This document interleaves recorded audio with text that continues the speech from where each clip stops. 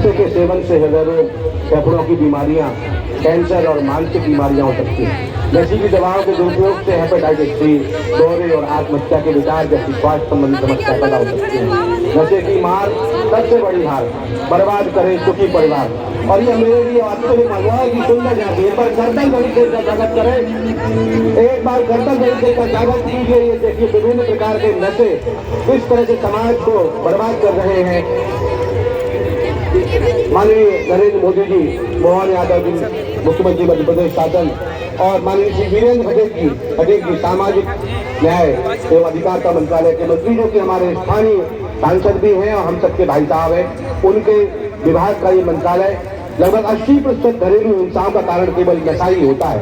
और नशे से मुक्ति के लिए तमाम प्रकार की योजनाएं भारत सरकार चला रही है। आपने भी देखा होगा, हमारे आपके विद्यालयों में विभिन्न प्रकार की नुक्कड़ सभाओं में मंचों के माध्यम से नशे से मुक्त रहने के लिए तमाम प्रकार से पुलिस प्रशासन, महिला बाल विकास, स्थानीय शिक्षा विभाग, जिला प्रशासन विभिन्न प्रकार से हम सबको सचेत करता रहता है कि इस नशे से हम कैसे मुक्त रह सकते हैं। और अगली झांकी उद्यान की तथा खाद्य प्रसंस्करण विभाग की आत्मनिर्भर भारत की थीम को लेकर सूक्ष्म खाद्य प्रसंस्करण इकाइयां संचालित करने वाले असंगठित, असक्षम व छोटे व्यापारियों के लिए प्रधानमंत्री सूक्ष्म खाद्य उद्यम उन्नयन योजना PMFME प्रसंस्करण इकाइयां, फल, सब्जी, मसाला। आप लोग जरूर, ये केवल झांकी नहीं है। सम्मानीय यानी यहाँ रुकेंगे थोड़ा मंच के समीप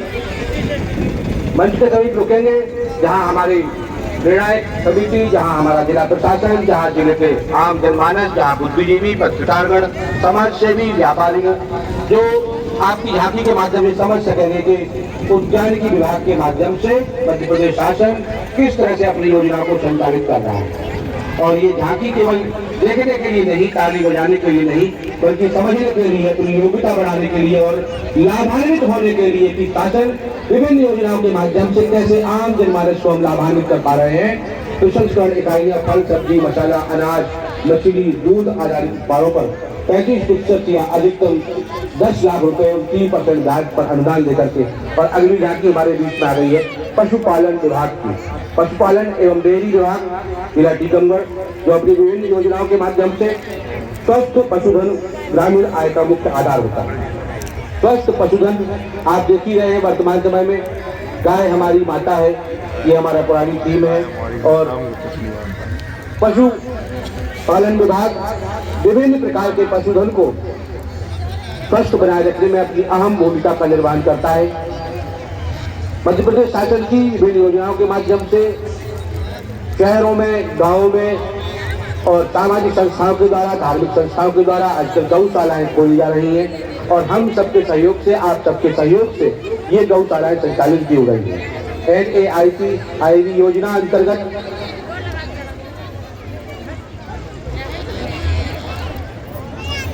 अंतर्गत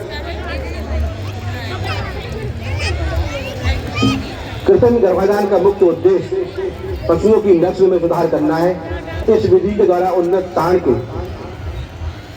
उच्च गुणवत्ता युक्त वीर्य से पशु को गर्भित किया जाता है।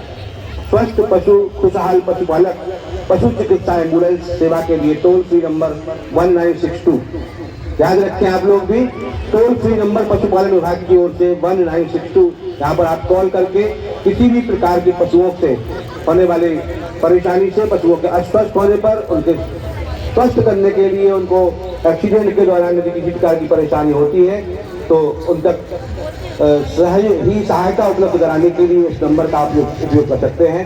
पारंपरिक पशुपालन देसी पशु जो लगभग 2 लीटर प्रतिदिन के माध्यम से हमें 100 रुपये प्रतिदिन की आय प्रदान करती है। वैज्ञानिक पद्धति से पशुपालन कृत्रिम गर्भाधान से नस्ल सुधार, उन्नत पशु 8-10 लीटर प्रतिदिन उत्पादन।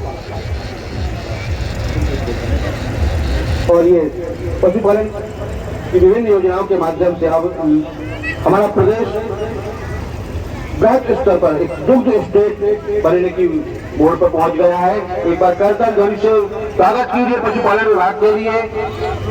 और अब अगली झांकी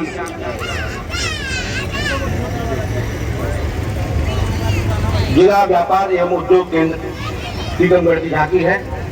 बहुत ही लंबी चौड़ी झांकी बनाई और ये इस झांकी के माध्यम से हम सब समझ पाएंगे कि बेरोजगारों को किस तरह से रोजगार प्रदान करने में हमारी जिला व्यापार और उद्योग केंद्र की महत्वपूर्ण भूमिका है।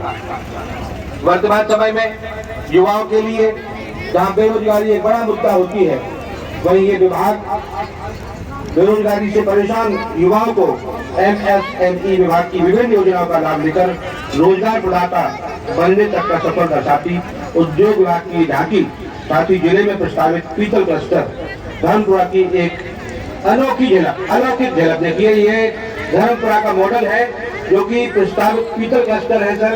बड़े पैमाने पर ये पीतल क्लस्टर का काम अपने शहर में, अपने नगर में होने जा रहा है। इससे कई लोगों को रोजगार मिलने की संभावना, और हम आपको बताने में बिल्कुल संकोच नहीं कर रहे कि हमारे यहाँ का जो पीतल उद्योग है वो न केवल राष्ट्रीय स्तर पर बल्कि अंतर्राष्ट्रीय स्तर पर भी अपनी पहचान बना चुका है। और इसमें बहुत कुछ भूमिका हमारे उद्योग विभाग की है। अगला विभाग हमारा मत्स्य विभाग, मुख्यमंत्री मछुआ समृद्धि योजना एवं PM मत्स्य संपदा योजना के माध्यम से ये हमारे यहाँ की मछली भी, जो मत्स्य उद्योग है, हमारे यहाँ की मछली भी पूरे देश में, यहाँ तक कि कलकत्ता, मद्रास, लखनऊ, कानपुर, यहाँ तक कि हमारे यहाँ की मछली को स्वादिष्ट मछली और पौष्टिक मछली माना जाता है। इसलिए बड़े बड़े शहरों में यहाँ से इसका निर्यात होता है और हजारों लोगों को मत्स्य उद्योग के माध्यम से रोजगार मिलता है। मत्स्य पालन आय का सशक्त साधन है। योजनाओं के माध्यम से मछुआरों को आर्थिक सहायता मिलती है। आधुनिक तकनीक से उत्पादन बढ़ाया जा रहा है। इससे रोजगार के नए अवसर सृजित होते हैं। इस झांकी में तालाब, हैचरी एवं मछली पालन दिखाया गया है। पोषण सुरक्षा का संदेश दिया गया है। ग्रामीण आजीविका को बल मिल रहा है और मछुआ क्रेडिट कार्ड एवं NFDP पंचायत पंजीयक के माध्यम से अधिक मछुआरों को 0% ब्याज पर, यानी कोई ब्याज नहीं लगता, ऋण उपलब्ध कराया जाता है और एवं मुख्य धारा से जोड़ने का प्रयास किया जाता है। तो हमने देखा और समझा कि मत्स्य उद्योग के माध्यम से हमारे जिले की एक पहचान बनी हुई है और यहाँ मछली उत्पादन अधिक मात्रा में होता है, जिसका निर्यात पूरे देश में होता है और हमारे मत्स्य विभाग के माध्यम से टीकमगढ़ की एक पहचान पूरे देश में बना चुका है। हजारों लोगों को रोजगार प्रदान करने वाले उद्योग। और ये अगली झांकी है हमारे शिक्षा विभाग की झांकी।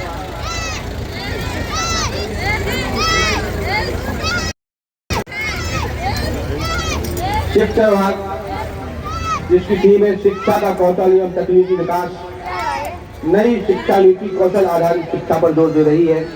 तकनीकी शिक्षा से युवाओं की रोजगार क्षमता बढ़ती